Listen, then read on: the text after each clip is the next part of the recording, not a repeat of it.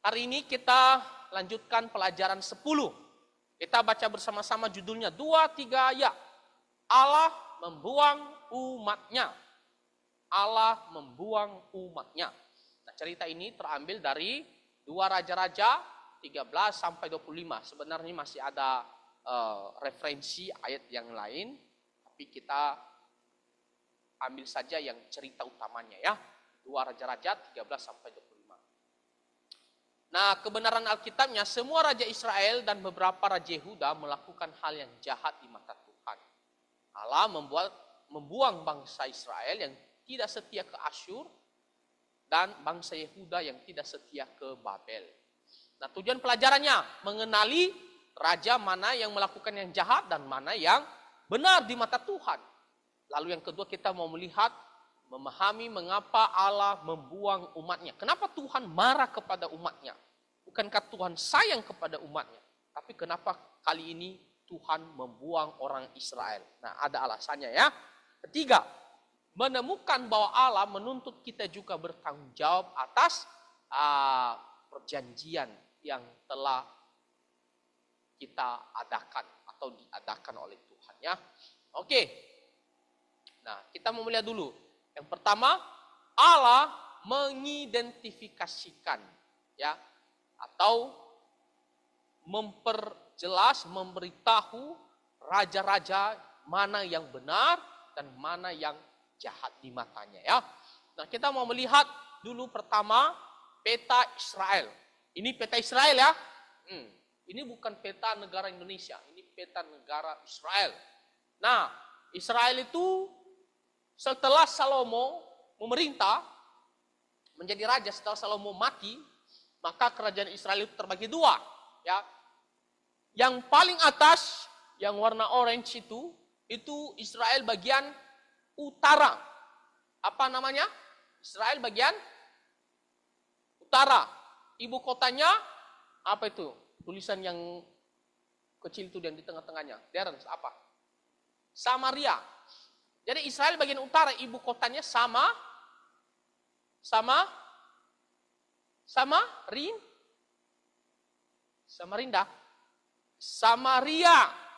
Ya, kok kalian kurang respon, harus lebih aktif ya. Biar kita tidak ngantuk. Karena kalau kita diam-diam saja, godaan itu cepat begini ya kan. Tapi kalau kita aktif, kita tidak akan gampang ngantuk ya. Oke. Nah, jadi Israel bagian utara, ibu kotanya Samaria ya. Lalu yang di bawahnya, yang warna merah itu dinamakan Israel bagian selatan. Atau sering mereka sebut juga kerajaan Yehuda. Ya. Nah, kerajaan Yehuda atau Israel bagian selatan, ibu kotanya adalah, kopas, ibu kotanya apa? Yerusalem. Ya, Yerusalem yang sekarang ya. Nah, lihat ya. Nah, jadi terpecah menjadi 2 kerajaan. Bagian utara dan bagian selatan. Sekarang kita mau melihat raja-raja mana yang memerintah di Israel bagian utara setelah kerajaan terpecah ya. Nah, dimulai dengan raja yang bernama Yerobeam I. Kenapa dikatakan 1? Karena ada nanti juga namanya Yerobeam ya. Jadi untuk membedakan 1 dan 2, nah kita kasih angka saja, ini 1 dan 2. Oke? Nah, jadi Yerobeam I itu mulai dia memerintah tahun 931 sampai 910 sebelum Masehi ya. Jadi berapa tahun dia memerintah? Arjilia, beberapa tahun dia memerintah. Yang Yerobeam I. 21 tahun ya dia memerintah. Oke. Nah, selanjutnya sebutkan satu orang satu. Mulai dari Darren 2, 3, 4 sampai selesai. Oke, mulai Darren, besarkan suara. Ya, dari nada. Oke.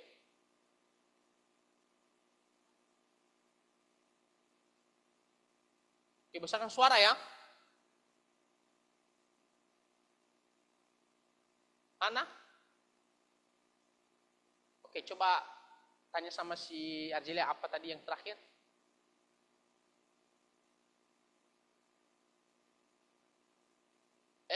Enggak. Maksud Arjelia sekarang Ahab, bukan tadi terakhir Ahab. Oke. Jadi Ahab ya.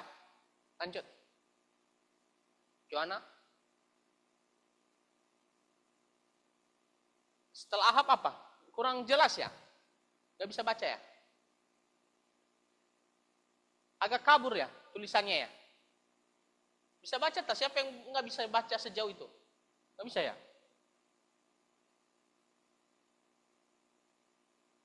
Coba lo adjust lagi ya, mungkin karena ini. Sorry. Mungkin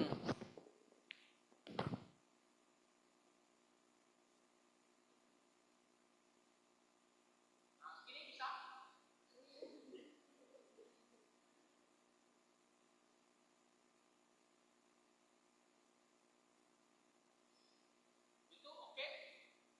Bisa? Nggak bisa baca ya kalian ya?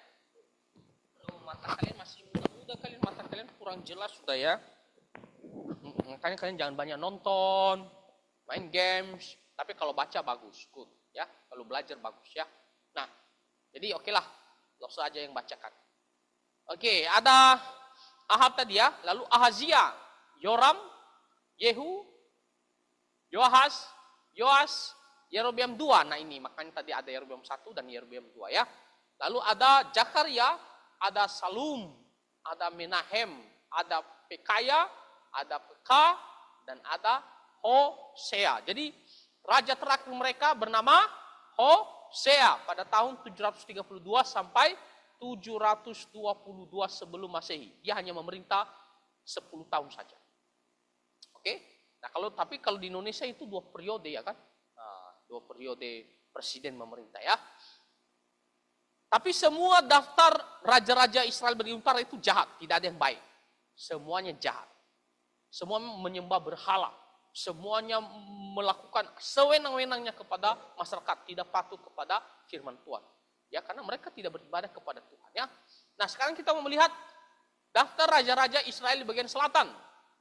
Nah, dimulai dengan Rehabeam, anaknya Raja Salomo ya. Nah, itu tahun 931 sampai 913 sebelum Masehi. Oke, berapa itu dia memerintah? Joanna, berapa lama dia memerintah? Yang Rehabeam.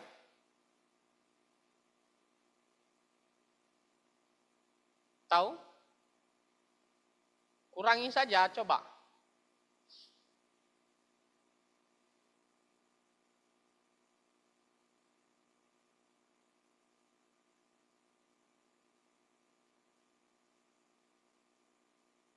Berapa? 18 ya. Oke. Lanjut ada Abia, ada Asa. Ini ada. Mana Asa? Ini Los Asa ya. Ya, Los Asa. Ada Yosafat, ada Yoram, ada Ahazia, ada Atalia, ada Yoas, ada Amazia, ada Usia, ya. Ada Yotam, Ahaz. Wah, Asa, Ahaz ya.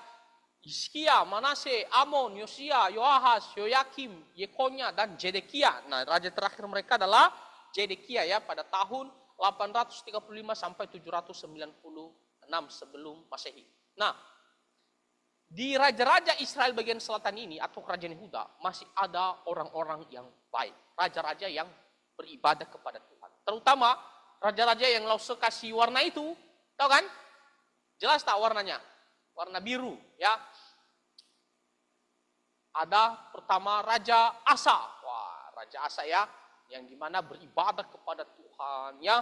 Nah, dia peduli kepada pelayanan Tuhan. Lalu ada Raja Yosafat. Lalu ada Raja Yoas. Lalu ada Raja Hizkia dan ada Raja Yosia. Ya, siapa namanya Yosia di sini ada? Ada yang punya teman Yosia atau Josia? Ada? Nggak ada namanya teman kalian Yosia atau Josia? Nah, Lause Janso ada. Kalian masih ingat ada Lause bernama Lause Josia? Nah, Lause Irene masih ingat Lause Josia? Masa nggak ingat? Dulu teman Lause semua. Rianti? Nggak ingat ya? Pasti Braden ini tidak ingat ini. Ingat ya? Lause Josia? Ingat? Lupa ingat. Kok macam lagu aja, lupa. Oke. Nah, jadi Inilah 5 raja yang baik. Kenapa dikatakan yang baik? Karena mereka beribadah kepada Tuhan. Bukan berarti mereka itu sempurna, tidak. Mereka juga orang berdosa. Ada juga melakukan kesalahan ya. Tapi mereka ini beribadah kepada Tuhan dan juga peduli kepada pelayanan Tuhan ya. Oke. Tetapi walaupun Israel bagian selatan masih ada raja-raja yang baik. Terlebih Israel bagian utara ya sama sekali tidak ada raja yang baik, semuanya jahat. Namun secara umumnya orang Israel itu mereka tidak lepas yang namanya penyembahan kepada Allah lain. Ingat tadi firman Tuhan? Apa kata firman Tuhan? Jangan beribadah kepada Allah lain, jangan berbakti. Berbakti itu artinya beribadah kepada Allah lain ya. Nah, jangan berbakti kepada Allah lain. Tapi orang Israel mereka melakukan dosa yang Tuhan benci, yaitu beribadah kepada dewa lain, kepada Allah lain. Adik-adik, kamu jangan pergi beribadah kepada patung berhala. Jangan pergi beribadah kepada Allahnya yang lain, agama lain. Itu berarti menyakiti hati Tuhan, mendua hati. Itu namanya tidak setia, berkhianat kepada Tuhan. Tuhan tidak suka. Kenapa? Karena Tuhan itu hanya satu yang benar, yaitu Tuhan Allah kita. Tak ada Allah lain. Yang lainnya itu palsu. Bohong semua. Jadi kalau yang lain dikatakan dialah Allah, wah itu namanya kita benar-benar seperti merendahkan Tuhan. Atau kita menolak Tuhan yang adalah pencipta kita sendiri. Sama seperti kalau contohnya Ica, ya kan? Dia bilang kepada papanya, ini bukan papa saya yang ini, yang papa orang lain. Papanya sedih tidak? Sedih tidak? Sedih kan? Marah kan? Atau sebaliknya, papa Ica bilang, Ica ini bukan anak saya contohnya Argelia contohnya, begitu ya, contohin contoh. Wah, Ica sedih. Kenapa papa saya tidak mengakui saya adalah anaknya? Begitu ya. Contoh ini contoh. Nah demikian juga. Kalau kita bilang Tuhan Yesus itu bukan Allah kita. Wah Tuhan itu sedih. Ya. Karena dialah Tuhan yang benar. Yang lainnya itu palsu, bohong ya. Nah jadi orang Israel mereka pergi beribadah kepada Allah lain. Itu dosa yang mereka lakukan. Lalu apa lagi?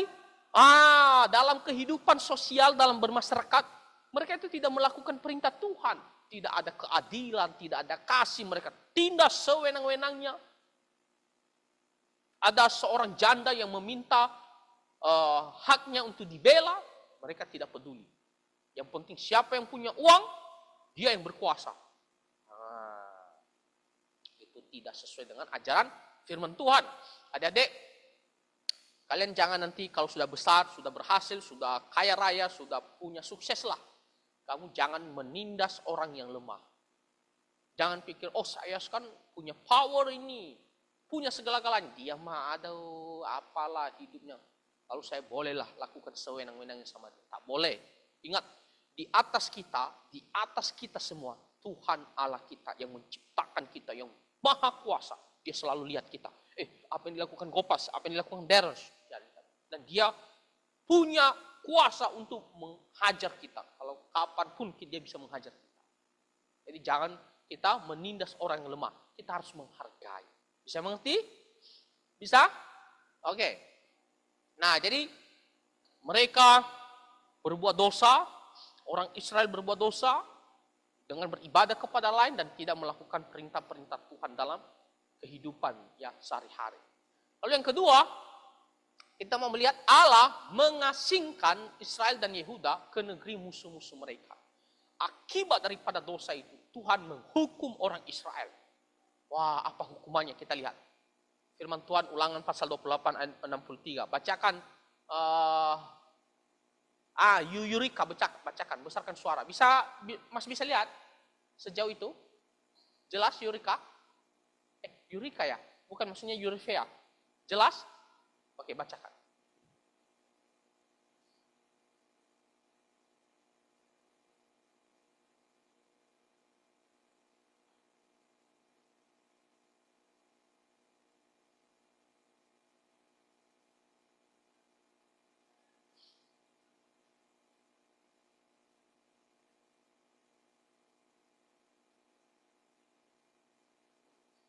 Oke, nah jadi di sini Tuhan mengatakan kalau mereka hidup beribadah kepada Tuhan seperti ayat hafalan tadi, berbakti kepada Tuhan Allah saja, maka Tuhan akan memberkati mereka. Tapi jika tidak, nah, Tuhan juga dengan murkanya dia akan menghukum orang Israel.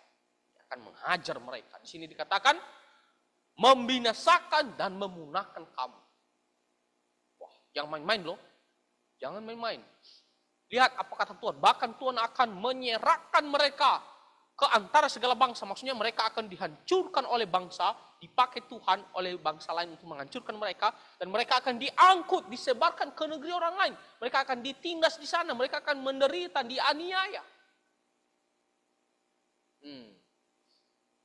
Lalu di sini dikatakan suasana yang mereka akan rasakan nanti di negeri orang. Dikatakan hati yang gelisah. Gelisah itu artinya apa? Ketidak rasa nyamanan. Ya. Mereka akan terus tidak tenang. Ya, tidak aman. Mata yang penuh rindu. Mereka seperti mengharapkan sesuatu yang baik.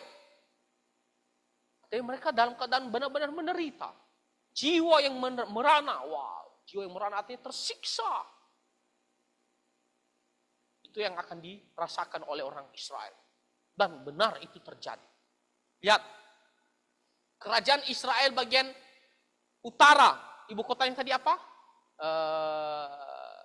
Elis, ibu kotanya tadi apa? Israel bagian utara?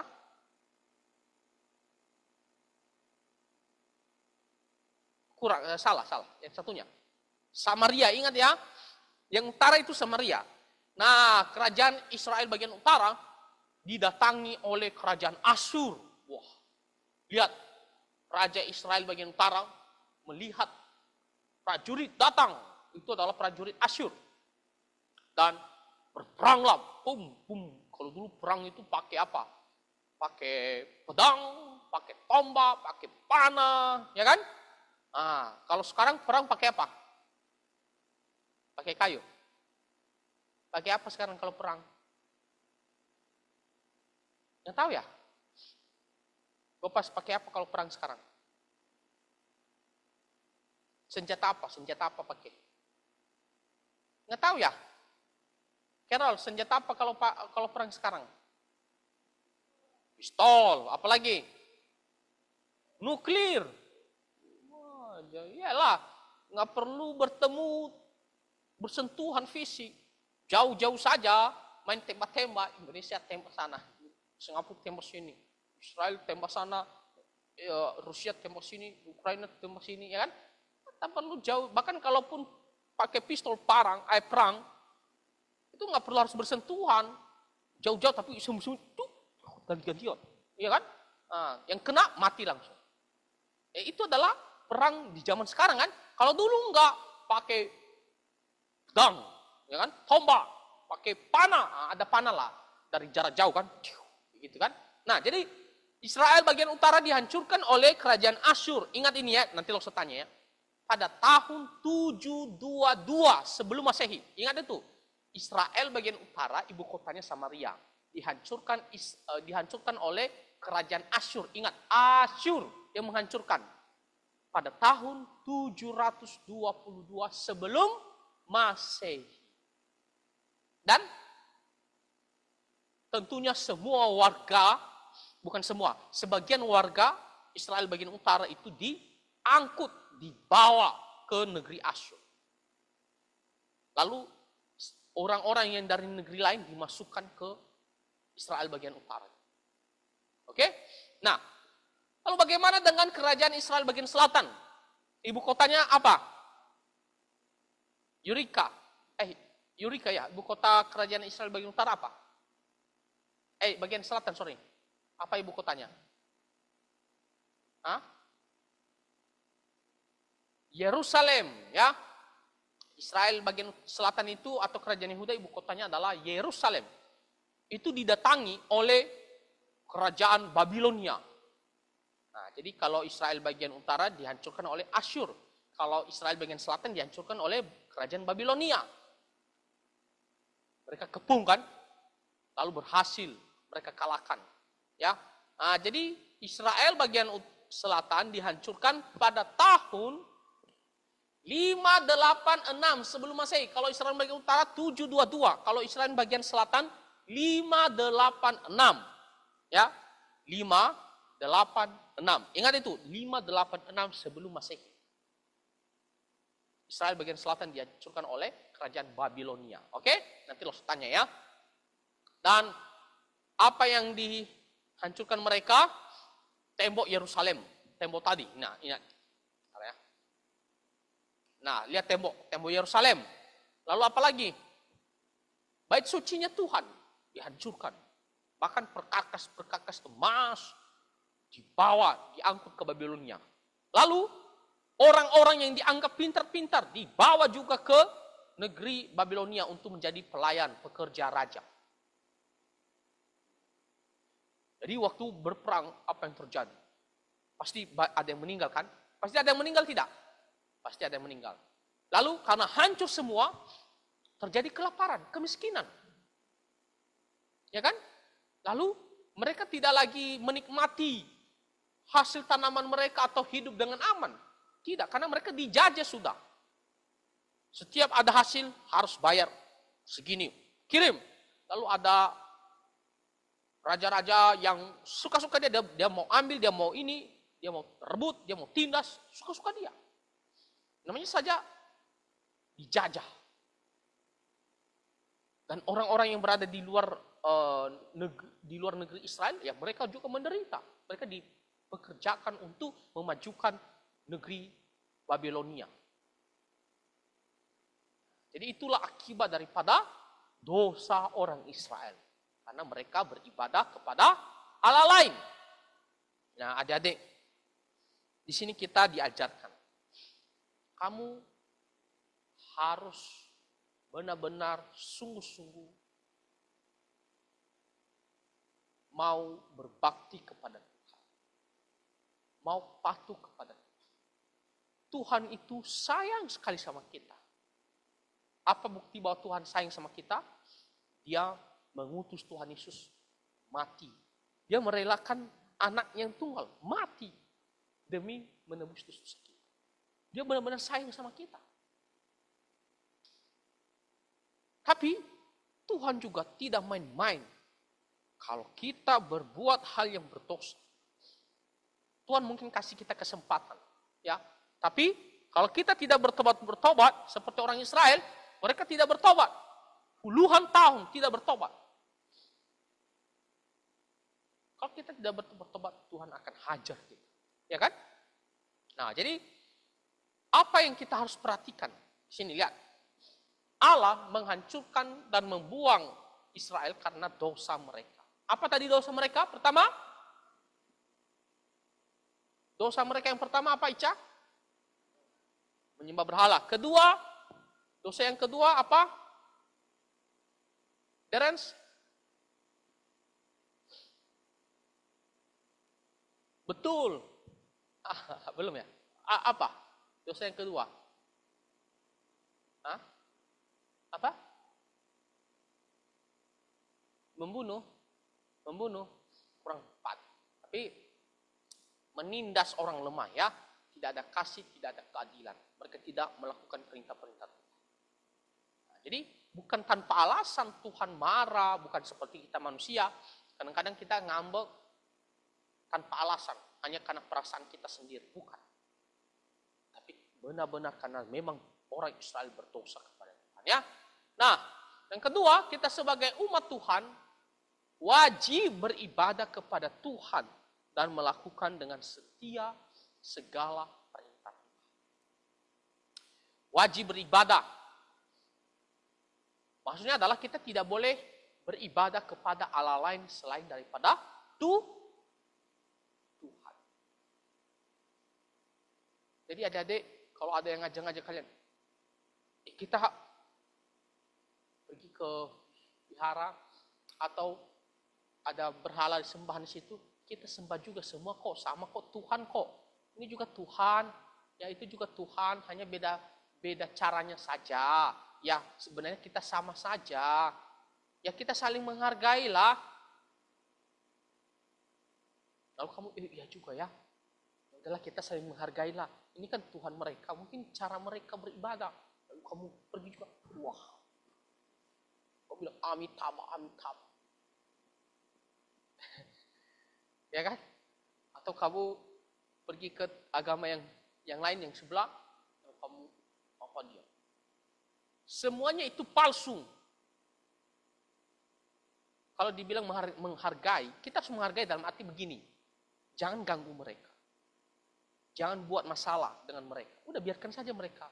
Kalau ada yang mengatakan, kita saling menghargai, kamu juga ikut sembah. Dia bilang, mohon maaf ya, saya pengikut Tuhan Yesus Kristus. Yang saya percaya itu adalah Tuhan yang benar. Nah, kalau kamu mau beribadah kepada Allahmu, ya silakan. Tapi saya tidak. Karena saya percaya Tuhan Yesus itulah yang benar. Udah. Kita persilakan dia, biarkan dia. Jangan ganggu dia. Itu namanya menghargai. Bukan menghargai, oh iya saya menghargai ya, itu saya ikut juga sembah. Itu salah. Oke, bisa mengerti? Ya. Jadi menghargai artinya kita tidak usah ganggu. Ya, bukan ikut sama dia, tapi kita nggak usah ganggu. Tapi kita tidak ikut. Nah, nggak usah, kita biarkan aja. Oke, nah jadi jangan kita pergi ikut menyembah Allah lain. Lalu, apalagi? Beribadah kepada Tuhan artinya apa? Kita harus setia beribadah. Setiap hari Minggu harus beribadah, adik-adik. Jangan seperti teman kita tadi. Ya, pergi kumpul dengan teman-temannya. Ya kan? Nah, jangan seperti begitu ya. Jadi, kita harus utamakan ibadah sama Tuhan. Kalau ada acara teman, sorry ya teman ya, bisa tak kita undur jadwal kumpul kita? Karena jam segini saya harus beribadah kepada Tuhan. Ini yang utama. Kalau dia bilang, oh mohon maaf tidak bisa. Oh kalau begitu saya tidak ikut. Saya harus utamakan Tuhan. Begitu. Kalau bisa diundur, oke. Begitu kita janjian jam berapa nanti ya? Saya ibadah dulu sama Tuhan. Kalau kamu ngantuk sekali, bangun. Oh oke. Bangun dari jam berapa ini? Ibadah sekali. Ya sebentar lagi lah. Lalu dimarahin. Bangun cepat, ini udah jam berapa? 10 menit lagi. Masih 10 menit lagi. Masih banyak, lumayan ini. 8 menit kan. Tidur dulu. Lalu tibalah waktunya. Jam 7.59 menit. Baru kamu bangun. Wah, aduh. Tak sempat ini. Langsung cepat. Hanya rambut naik ke atas, datang gitu kan, tidak segar. Jadi kita tidak bisa beribadah dengan baik. Padahal ibadah itu keharusan. Dan harus benar-benar beribadah yang terbaik untuk Tuhan. Untuk Tuhan loh, kita menghadap Tuhan loh. Menghadap presiden bisa tidak? Rambut kita acak-acakan. Penampilan kita tidak segar atau kita tidak siap. Oh datang yang kamu tidak sopan sama presiden. Ya? Apalagi kalau kamu menghadap Tuhan, kamu harus benar-benar harus siap. Saya mau memuji Tuhan, saya mau beribadah kepada Tuhan Allah saya, juru selamat saya. Wah, begitu. Jadi harus sudah siap. Jadi walaupun ada godaan malas untuk bangun, kita harus utamakan bangun. Makanya kalau malam itu jangan, wah ini malam minggu ini enak ini, ya kan? Udah capek sekolah 1 minggu, malam minggu oke lah, main-main terus ya kan? Udah jam 12, wah masih panjang ini, gitu kan? Akhirnya besok kamu terlambat bangun. Di sekolah kalian suka terlambat tak? Sekolah, ya, boleh tidak sering terlambat di sekolah? Bisa. Kalau terlambat di sekolah dimarahin guru kan? Nah, kita harus tepat waktu. Apalagi yang sekolah yang punya pagar. Terlambat dikunci pagarnya. Ada yang punya sekolah seperti begitu. Dikunci pagarnya kalau telat. Iya ya, Cek. Dikunci ya. Jadi kalau udah dikunci nggak bisa lagi masuk sekolah. Bisa. Bisa sih tapi dimarahin. Apalagi kepada Tuhan. Kita harus ini siap untuk beribadah. Oke, jadi harus utamakan ibadah. Makanya dikatakan di sini wajib beribadah kepada Tuhan. Lalu kita harus patuh kepada perintah-perintah Tuhan. Kita harus menjauhkan hal-hal yang berdosa. Menjauhkan hal-hal yang Tuhan tidak senang. Kita mau menyenangkan hati Tuhan. Tuhan Yesus telah menyelamatkan kita sampai mati loh. Di atas kayu salib, maka kita harus mau menyenangkan hati Tuhan. Oke? Nah, selanjutnya yang terakhir. Kita ini kan manusia ya, walaupun kita sudah percaya Tuhan Yesus. Tapi kan sebagai manusia kita cenderung kita mau mengikuti apa yang kita mau, hal yang berdosa. Maka kita berdoa sama Tuhan. Tuhan, saya ini tidak mampu dengan kekuatan saya sendiri. Tuhan Yesus, tolong saya. Mampukan saya. Berikan saya hikmat supaya saya tidak melanggar perintah Tuhan. Contohnya tadi, ada teman kita, kita kumpul pagi ini ya. Kita mau main futsal kah, kita mau ngobrol-ngobrol kah, minum kopi, atau apa. Ini tabrak jamnya ini, jam 8 ibadah. Kamu dengan hikmat daripada Tuhan, kamu melihat, oke, ini pertemuan teman saya, ini jam ibadah. Ini tabrakan ini. Kamu jangan bilang, ya udahlah, ibadah kan setiap hari Minggu kan ada. Nah, kadang-kadang kan begitu kan. Ibadah sekolah minggu kan setiap hari Minggu ada. Kalau pertemuan sama teman, belum tentu besok ada. Memang ada. Tapi kalau kita tidak dikasih kesehatan, kalau Tuhan tidak berkati kita, kalau Tuhan tidak senang sama kita, marah. Jadi kamu harus meminta pertolongan Tuhan. Ketika ada godaan, berdoa, Tuhan kuatkan saya supaya saya tidak jatuh dengan memilih keputusan yang salah. Saya harus memilih firman Tuhan, beribadah kepada Tuhan. Adik-adik ingat ini. Ingat kata-kata firman Tuhan ini. Pegang ini. Apa tadi ayat hafalan tadi? Maka ia akan melepaskan kamu dari tangan semua musuh. Maksudnya apa? Tuhan Yesus akan memberkati kamu. Siapa yang mau diberkati Tuhan Yesus?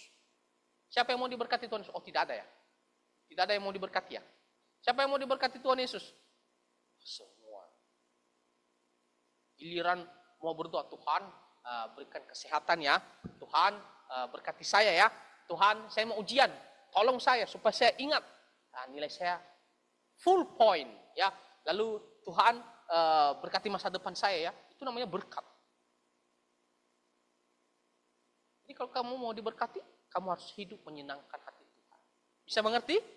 Tapi kalau tidak, Tuhan tidak main-main, Tuhan akan hajar kamu sampai kamu sadar. Contohnya, kamu tidak mau beribadah, kamu suka kumpul sama teman setiap hari Minggu. Akhirnya apa?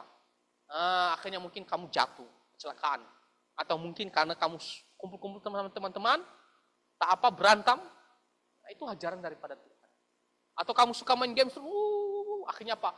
Nilai kamu jatuh, drop. Lalu mata kamu rusak. Itu adalah hajaran daripada Tuhan. Jadi kamu harus ingat ini. Hidup menyenangkan Tuhan, maka Tuhan akan memberkati kamu. Ingat ini. Menyenangkan hati Tuhan, maka Tuhan akan memberkati saya. Itu saja kuncinya. Kuncinya itu aja. Bagaimana supaya Tuhan berkati saya? Saya harus hidup menyenangkan hati Tuhan. Menyenangkan hati Tuhan maksudnya apa? Beribadah kepada Tuhan, patuh pada perintah Tuhan, dan melayani. Udah selesai. Oke? Dan berdoa, Tuhan tolong saya untuk bisa melakukan kehendak. Oke, Tuhan Yesus memberkati kita semua. Mari kita bersatu di dalam doa. Tuhan Yesus, terpujilah namamu sampai selama-lamanya. Kami sungguh bersyukur untuk firman Tuhan yang telah kami dengarkan. Tolong kami untuk bisa mengerti dan kami bisa melakukannya sesuai dengan kehendak. Berkati kami semua dan lindungi kami. Di dalam nama Tuhan Yesus kami berdoa. Amin.